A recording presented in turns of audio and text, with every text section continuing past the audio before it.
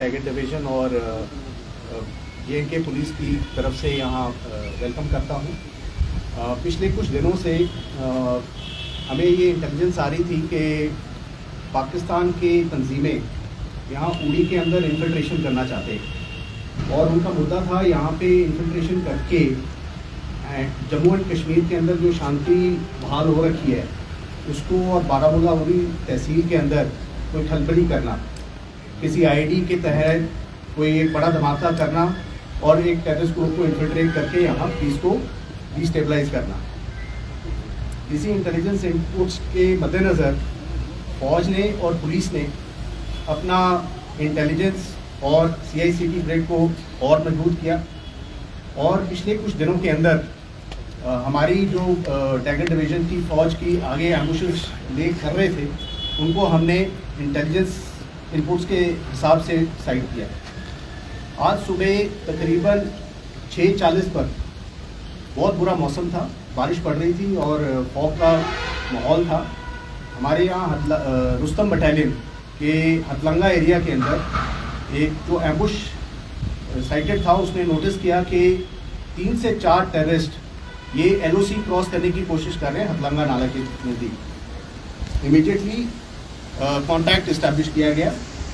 ये टेररिस्ट के साथ फायर फाइट तकरीबन 2 घंटे तक चली, 6:40 से लेके 8:40 तक। इस फायर फाइट के अंदर हिंदुस्तान फौज ने UBGLs, MGLs और रॉकेट लॉन्चर्स का इस्तेमाल किया और इस फायर फाइट के अंदर एक टेररिस्ट न्यूट्रलाइज किया गया।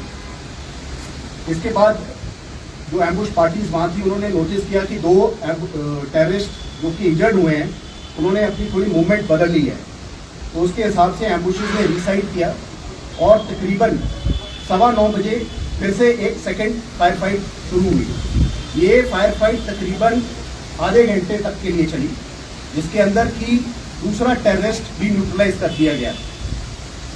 इसी दौरान तीसरा टेररिस्ट जो इंजर्ड हुआ था वो पाकिस्तान फौज की पोस्ट जो नज़दीक में है उनके फायर सपोर्ट की मदद में उसने एक्सफिल्ट्रेट किया। इस पर यह चीज़ नोट करने की ज़रूरत है कि पाकिस्तान आर्मी की पोस्ट ने इस टेररिस्ट को एक्सफिल्ट्रेट करने के लिए फायर सपोर्ट दिया और हमारी तरफ फायर किया। फौज की जो पार्टीज इन्वॉल्व थी उन्होंने वहाँ क्वाडकॉप्टर भी फ्लाई किए। पाकिस्तान फौज ने हमारी क्वाडकॉप्टर्स के ऊपर भी फायरिंग की और ये टेररिस्ट जो तकरीबन 300-400 मीटर पाकिस्तान की तरफ एक्सफिल्ट्रेट किया वहाँ जंगल एरिया के अंदर, ये जाके वहाँ गिर गया और हमारे अनुमान के हिसाब से वो उसकी वहाँ ही वाज किल्ड देयर एंड उसके बाद उसकी बॉडी वहाँ से रिकवर की गई एंड वेदर बड़ा ख़राब था, इसके कारण क्लैरिटी भी नहीं आई, but further operations and search इस एरिया में 2 बजे तक चलती रही है।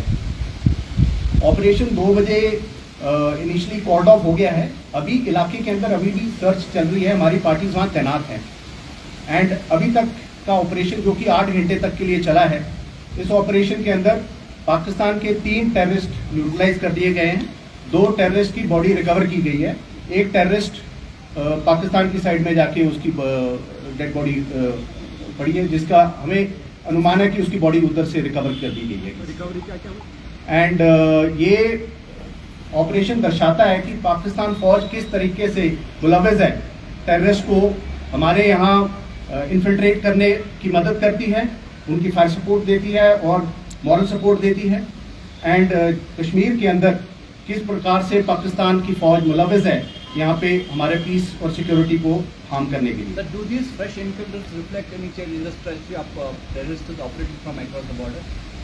देखिए ये इनका टेररिस्ट का ये एक पुराना मोडस ऑपरेंडी है कि जब ये इन्फिल्ट्रेट करने की कोशिश करते हैं ये बुरे मौसम का लहजा लेते हैं एंड आप देख रहे हैं पिछले 48 घंटे से यहाँ हमारे बहुत बारिश पड़ रही है और मौसम बड़ा ख़राब था, तो इस चीज़ का फ़ायदा उठाने की कोशिश की है इन्होंने एंड जब भी ये इन्फिल्ट्रेट करने की कोशिश करते हैं पाकिस्तान की फ़ौज जो वहाँ पोस्टें रहती हैं वो मुलव्वज़ रहती है इनकी सपोर्ट के दौरान एंड इस ऑपरेशन में जिस प्रकार से वो तीसरे टेररिस्ट को उन्होंने एक्सफिल्ट्रेट करने में मदद की, ये पाकिस्तान फौज की जो इन्वॉल्वमेंट है उसको मुलव्वज़ करता है। So what about infiltration strikes in Odisha? Thank you, that's all. And ये पूरा ऑपरेशन जॉइंटली कंडक्ट किया गया Indian army, Jammu and Kashmir police and हमारी इंटेलिजेंस एजेंसी के साथ। इस ऑपरेशन के अंदर जब ये कॉन्टैक्ट इस्टेब्लिश हुआ तो जम्मू एंड कश्मीर पुलिस की एसओजीज भी एक्शन में आई। उन्होंने भी वहाँ पे आके हमारे साथ कॉर्डन में पार्टिसिपेट किया और ये पूरी इंटेलिजेंस इकट्ठी इंटेलिजेंस थी, फौज की इंटेलिजेंस एजेंसीज की इनपुट्स और जम्मू एंड कश्मीर की इंटेलिजेंस। इसके अंदर 2 AK-47, एक AK-47, एक AK-74, 7 मैगजीन्स, कुछ एमुनिशन है और एक चाइनीज पिस्टल और कुछ राउंड एंड कुछ ग्रेनेड्स भी हैं इसके अंदर। कुछ पाकिस्तान करेंसी भी है एंड सम इंडियन करेंसी। उसकी डिटेल्स हम आपको फॉरवर्ड कर देंगे।